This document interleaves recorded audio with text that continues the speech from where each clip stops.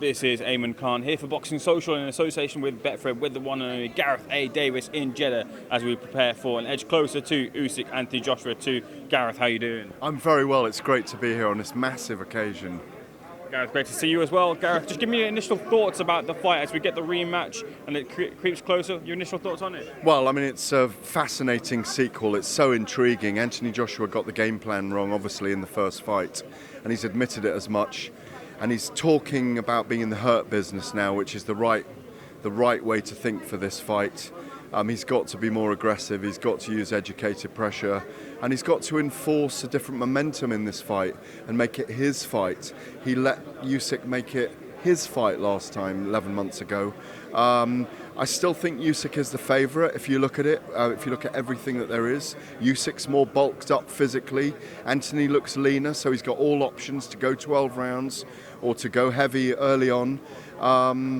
But, you know, it's a woulda, shoulda, coulda moment for Anthony Joshua. Probably the biggest fight of his career, because if he wins this, all is forgiven, redemption, all those kind of top lines, if you like, and all those fights out there, particularly, of course, with Tyson Fury, who is semi-retired again now, or retired, but I doubt it.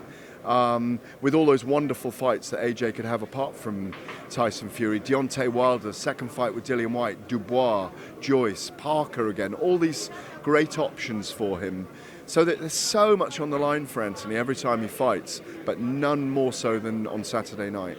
Yeah, what do you make of back in Britain? We can be quite brutal with fighters sometimes, or the public can be quite brutal, and a lot of people kind of writing off Anthony Joshua's chances here. What do you make of that? Well, it's foolish to write his chances off, because he can destroy people very quickly with a combination. I mean, he's a big, dangerous puncher. But we know that Usyk's awkward and he's a brilliant ring general, and we saw what he did for 12 rounds. It wasn't. He was outboxed by Usyk in the first fight, but completely beaten up. Yes, he was in trouble a little bit on the ropes in the 12th round, and Usyk's put out that thing that his corner told him not to go for the knockout against Joshua. I think that's mind games myself, because a boxer doesn't do that. They don't sit back in a fight like that. Look. He's got to be aggressive in this fight. He's got to not just take the centre of the ring and jab with Usyk. He's got to get his footwork right. Robert Garcia will have been good for him in this last 8 months, because he does espouse a more aggressive style. And that's exactly what he's got to do. Joshua hasn't put a foot wrong, apart from the 2 defeats in his career, in terms of the way he's projected boxing, what he's brought to boxing, how he's helped Eddie Hearn grow and vice versa.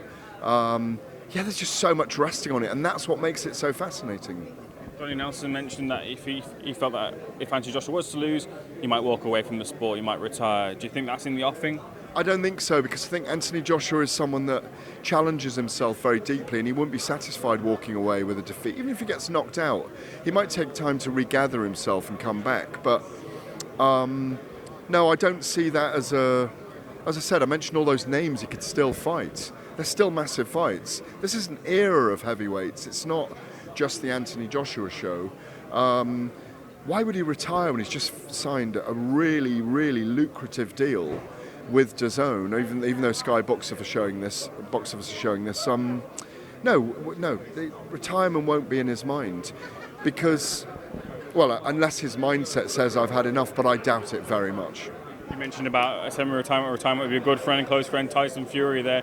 Interesting ploy. He got himself into the talk of the fight. He would be anyway by vacating the Ring Magazine titles, but do you feel he is retired? It's temporary. You know, I can't see him not coming back, certainly to face AJ if he wins. I'm sure he could be tempted back against others as well. I think he is the number one in the division.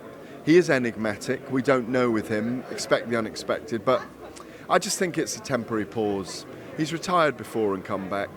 You know, he's ballooned up 10 stone heavier than he is right now and come back. So, no, I think it's a kind of, again, it's a subconscious mindset thing saying, you know what, I'm retired. I'm not taking any interest in you guys over there. Go and fight over the belts. I'll come back and fight you when I'm ready. I mean, I hope he doesn't sit out for a year or two now and then come back, because I think he is genuinely in his prime. I think he'll waste those years. But he's got enough sage people around him to let him know that, no, come on, this is your time as well. So, no, I don't think he's retired. couple of quick things, Gareth. I saw you with the cigar and the little drink, celebrating Eubank Junior Ben going up. Not here, no. Back over in the UK. After there were some doubts over the fight, after the information got out. But your thoughts on that fight first of all? Well, I mean, obviously, I jumped the gun slightly before the announcement, but I was hearing very strong from very reliable sources that the fight was on. I mean, I've spoken to Eddie about it today, in fact, and he said, look, when you said that the fight was on, we really weren't signing the contract at the time. There were too many things to go over, but it's a fight that made sense. It makes sense. I've had a really long chat to Chris Eubank Jr. on my own about it. The weight cut is a serious thing for him. It's jeopardy because he's got to get down to that weight, and he will be depleted late in the fight if they go at it for a war, in a war for 12 rounds. But it's a terrific fight. It's captured public imagination. Conor's brave and coming up. The styles are like the old men. The old men will get involved. I know Christopher Eubank Jr., Senior, has not really emerged yet into the light, but Chris wants him in his camp, which I think is brilliant. No, I think it's going to be a terrific event in October. Cannot wait for it. Which is the bigger event? Eubank Jr. Ben or Uysk-AJ2?